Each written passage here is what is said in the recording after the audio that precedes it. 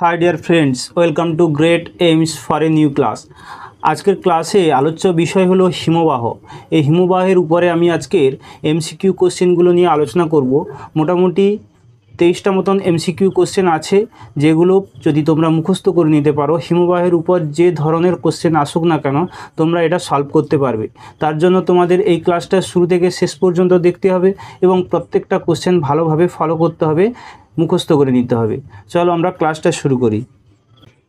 আজকের first question হলো, সমুদ্র উপকূলে অবস্থিত হিমবাহ উপত্যকাকে বলে হিমদ্রোণী, ঝুলন্ত উপত্যকা, কোরি, বার্কশুট। এদের মধ্যে সঠিক অ্যান্সার হলো ঝুলন্ত উপত্যকা। সমুদ্র উপকূলে অবস্থিত হিমবাহ উপত্যকাকে বলে ঝুলন্ত উপত্যকা। নেক্সট কোশ্চেন, হিমবাহের সঞ্চয়ের ফলে সৃষ্ট পদার্থগুলোকে বলে হিমরেখা, গ্রাবরেখা, গিরিখাত, হিমদ্রোণী। এদের মধ্যে সঠিক অ্যান্সার হলো গ্রাবরেখা। হিমবাহের সঞ্চয়ের ফলে সৃষ্ট পদার্থগুলোকে বলা হয় গ্রাবরেখা। নেক্সট কোশ্চেন, রসে মোতানে যে ক্ষয়ের ফলে সৃষ্টি হয় তা হলো নদী ও বায়ুর ক্ষয়, বাতাস, হিমবাহের ক্ষয় ও কোনোটি নয়। এদের মধ্যে সঠিক অ্যান্সার হিমবাহের ক্ষয়ের ফলে এই রসে মোতানে সৃষ্টি হয়ে থাকে। কোশ্চেন নাম্বার 4, হিমবাহ দ্বারা ক্ষয়প্রাপ্ত দুদিক মসৃণ খাড়া ঢিবিকে বলে ত্রিমিপৃষ্ঠ, প্রস্তরখাত, ফিয়র্ড, হিমশিড়ি। হিমবাহ দ্বারা ক্ষয়প্রাপ্ত দুদিক মসৃণ খাড়া ঢিবিকে বলে ত্রিমিপৃষ্ঠ, প্রস্তরখাত, ফিয়র্ড, হিমশিড়ি। এদের মধ্যে সঠিক অ্যান্সার হলো ত্রিমিপৃষ্ঠ। হিমবাহের ক্ষয়ের ফলে হিমবাহের উপত্যকায় যে অসমান ধাপের সৃষ্টি হয় তাকে বলে ত্রিমিপৃষ্ঠ, প্রস্তরখাত, ফিয়র্ড, হিমশিড়ি। সঠিক অ্যান্সার হলো হিমশিড়ি। পরের কোশ্চেন, হিমবাহের ক্ষয়কার্যের ফলে সৃষ্ট গর্তকে বলে প্রস্তরখাত বা আবর্তরেখা, প্যাটার্ন স্টার হ্রদ, কর্তিত স্পার, প্লায়া। হিমবাহের ক্ষয়কার্যের ফলে সৃষ্ট গর্তকে বলে প্রস্তরখাত বা আবর্তরেখা, অর্থাৎ সঠিক অ্যান্সার প্রস্তরখাত বা আবর্তরেখা। কোশ্চেন নাম্বার 7টা পরীক্ষার জন্য ভীষণ ইম্পর্ট্যান্ট একটা কোশ্চেন। এটা খুবই ভীষণ একটা ইম্পর্ট্যান্ট কোশ্চেনটা হলো, হিমশৈলের যে পরিমাণ অংশ জলের উপর ভেসে থাকে 9-এর 8 অংশ, 9-এর 2 অংশ, 10-এর 1 অংশ, 10 অংশ। এদের মধ্যে সঠিক অ্যান্সার হলো 10-এর 1 অংশ। আবার কোশ্চেনটা ঘুরিয়ে দিতে পারে যে হিমশৈলের কত অংশ জলের মধ্যে ডুবে থাকে, তখন কোশ্চেনের অ্যান্সারটা হবে 10-এর 9 অংশ। তখন কোশ্চেনের অ্যান্সারটা হবে 10-এর 9 অংশ জলের মধ্যে ডুবে থাকে। কোশ্চেন নাম্বার 8, হিমবাহ যে কারণে অগ্রসর হয় তা হলো হিমরাশির ভারে, দিক বিক্ষেপজনিত শক্তির টানে, মাধ্যাকর্ষণ শক্তির টানে, ভূমির ঢালের জন্য। এদের মধ্যে সঠিক অ্যান্সার হলো মাধ্যাকর্ষণ শক্তির টানে হিমবাহ অগ্রসর হয়। কোশ্চেন নাম্বার 9, মহাদেশীয় হিমবাহ দেখা যায় হিমালয় পর্বতে, আন্দিজ পর্বতে, আল্পস পর্বতে, আন্টার্কটিকায়। এখানে সঠিক অ্যান্সার হলো আন্টার্কটিকায় মহাদেশীয় হিমবাহ দেখা যায়। কোশ্চেন নাম্বার 10, মহাদেশীয় হিমবাহের মধ্যে বরফযুক্ত উচ্চভূমির চূড়াকে বলে মহাদেশীয় হিমবাহের মধ্যে যে বরফযুক্ত উচ্চভূমির চূড়া থাকে তাকে বলে স্নাউট, লোপ, এরিটি, নুনাটক। এখানে সঠিক অ্যান্সার হলো নুনাটক হলো সঠিক অ্যান্সার।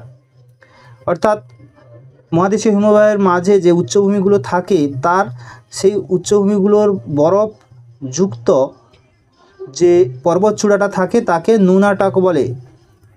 কোশ্চেন নাম্বার 11, ভারতের বৃহত্তম ও দীর্ঘতম হিমবাহ, ভারতের দীর্ঘতম ও বৃহত্তম হিমবাহ কোনটি? যমুনোত্রী, গঙ্গোত্রী, সিয়াচেন, হুবার্ট। এদের মধ্যে সঠিক অ্যান্সার হলো সিয়াচেন। সিয়াচেন হলো ভারতের দীর্ঘতম ও বৃহত্তম হিমবাহ, যেটা কারাকোরাম পর্বতে অবস্থিত। দুটি সার্কের সংযোগস্থল বরাবর গঠিত হয়। দুটি সার্ক, অর্থাৎ এইভাবে যদি সার্ক অবস্থান করে তো এই যে সার্কগুলো থাকে এই সার্কের সংযোগস্থল বরাবর গঠিত হয় এরিটি। এটাকে এরিটি বলা হয়। দুটি সার্কের সংযোগস্থল বরাবর গঠিত হয় এরিটি। কোশ্চেন নাম্বার 13, পৃথিবীর গভীরতম ফিয়র্ড হলো, পৃথিবীর গভীরতম ফিয়র্ড হলো গ্রিনল্যান্ডের বেসেল ফিয়র্ড, কানাডার আলেকজান্দ্রা ফিয়র্ড, নরওয়ের সোনোগে ফিয়র্ড, আন্টার্কটিকার নিয়েলসন ফিয়র্ড। এখানে সঠিক অ্যান্সার হলো আন্টার্কটিকার নিয়েলসন ফিয়র্ড। আন্টার্কটিকার নিয়েলসন ফিয়র্ড হলো পৃথিবীর গভীরতম ফিয়র্ড। নেক্সট কোশ্চেন, সমুদ্রে ভাসমান বিশাল হিমবাহকে বলে, সমুদ্রে ভাসমান বিশাল হিমবাহকে বলে হিমস্তূপ, হিমশৈল, হিমপ্রাচীর, হিমপর্বত। সঠিক অ্যান্সার হলো হিমশৈল। সমুদ্রে ভাসমান বিশাল হিমবাহকে বলে হিমশৈল। কোশ্চেন নাম্বার 15, হিমবাহের পৃষ্ঠদেশের ফাটলগুলিকে বলা হয়, হিমবাহের পৃষ্ঠদেশের ফাটলগুলিকে বলা হয়, অর্থাৎ এই যদি হিমবাহ হয় তো হিমবাহের এই পৃষ্ঠদেশে যে চিড়ফাট দেখা যায় সেই পৃষ্ঠদেশের ফাটলগুলিকে বলা হয় বার্কস্রুট, হিমশিড়ি, ক্রেভাস, পরীক্ষা। এখানে সঠিক অ্যান্সার হলো ক্রেভাস। ক্রেভাস হলো হিমবাহের পৃষ্ঠদেশের ফাটলগুলিকে ক্রেভাস বলে। নেক্সট কোশ্চেন, কোরি নামক ভূমিরূপটিকে ফরাসি ভাষায় বলে, কোরি নামক ভূমিরূপটিকে ফরাসি ভাষায় বলে এরিটি, সার্ক, ফিয়র্ড, গ্রাবরেখা। এখানে সঠিক অ্যান্সার হলো সার্ক। কোরি নামক যে ভূমিরূপ বা হ্রদ তাকে ফরাসি ভাষায় সার্ক বলা হয়।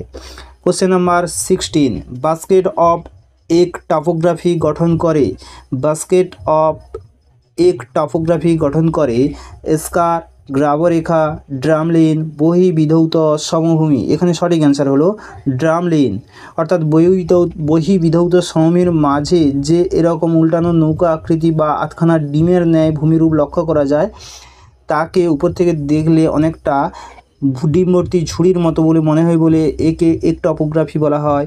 এটাকে ভৌগোলিক ভাষায় ড্রামলিন বলা হয়। কোশ্চেন নাম্বার 17, হিমবাহ দ্বারা পর্বতের পাদদেশে সঞ্চয় কার্যের ফলে গঠিত ভূমিরূপ হলো, হিমবাহের দ্বারা পর্বতের পাদদেশে সঞ্চয় কার্যের ফলে গঠিত ভূমিরূপ হলো ফিয়র্ড, গ্রাবরেখা, রসে মোতানে, স্কার। কোশ্চেন নাম্বার 17, হিমবাহ দ্বারা পর্বতের পাদদেশে সঞ্চয় কার্যের ফলে গঠিত ভূমিরূপ হলো ফিয়র্ড, গ্রাবরেখা, রসে মোতানে, স্কার। হিমবাহ দ্বারা পর্বতের পাদদেশে সঞ্চয় কার্যের ফলে গঠিত ভূমিরূপ হলো স্কার। সঠিক অ্যান্সার হলো স্কার।